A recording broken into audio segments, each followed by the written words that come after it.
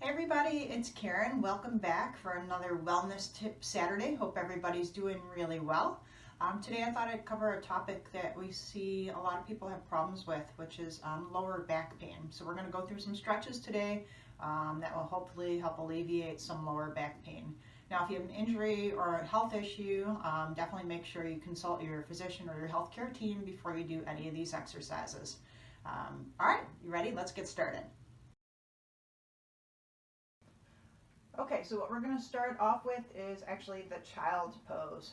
So I'm going to go down, place my hands on the ground, my hands underneath my shoulders. I'm going to slowly hinge my hips back, bring my butt towards my feet, bring my hands out nice and slowly. Slowly sink down into those heels.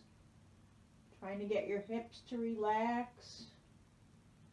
Take a deep relieve all the tension, and you want to hold this pose for about a minute.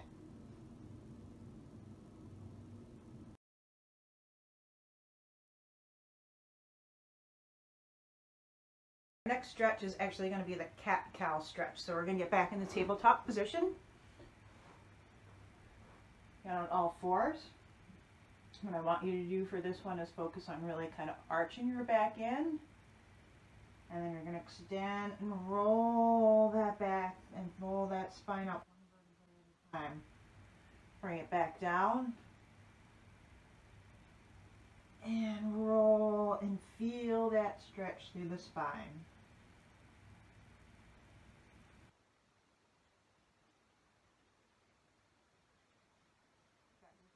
Those probably for about, I'll probably do about 8 to 10 of those.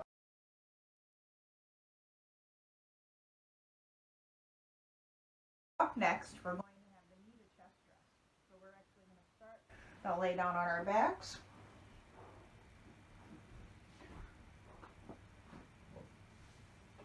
And what I want you to do is you can keep the opposite foot, you can bring that out straight. Bring one leg in towards the chest. Pull slowly towards the chest.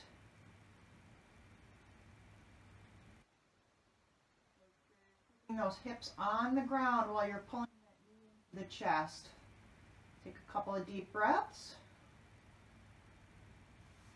and switch sides. Do the same thing on the other side. Knee in, hips stay down on the ground. Breathe in and out. And again, the modification is to keep the other leg straight.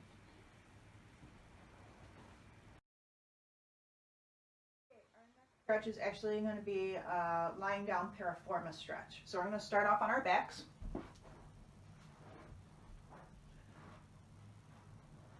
Knee straight. I'm going to have you bring one knee up, cross it over the midline of your body. Gently pull that leg across the body so you're actually feeling the stretch right about here.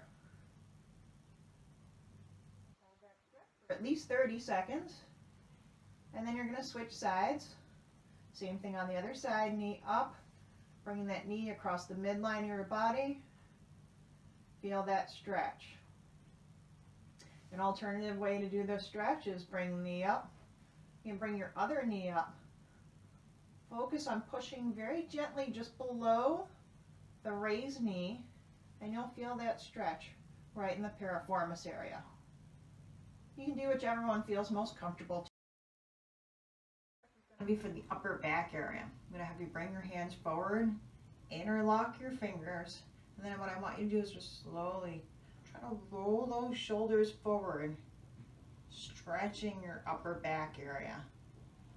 So as you're doing this, you should really feel this right in the upper back region. So again, I'll show it to you from the side. Bring those shoulders forward, get a nice stretch. That one always feels so good. What we're going to do is a stretch for our hamstrings. Tight hamstrings can sometimes cause lower back issues, lower back tightness. So I just want to make sure you give them a good stretch as well. So we're going to lay down on our backs. And we're going to raise one leg up. We're going to put our towel. If you have a towel, great. You can put it right behind your knee. You're going to focus on bringing that knee towards the chest, trying to keep that extended leg as straight as possible. And you're going to hold that for 30 seconds.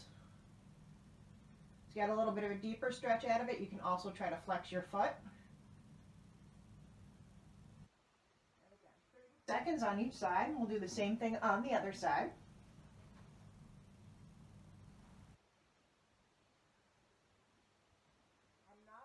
Flexible in my hamstrings, so this is definitely something that I should be practicing and stretching daily.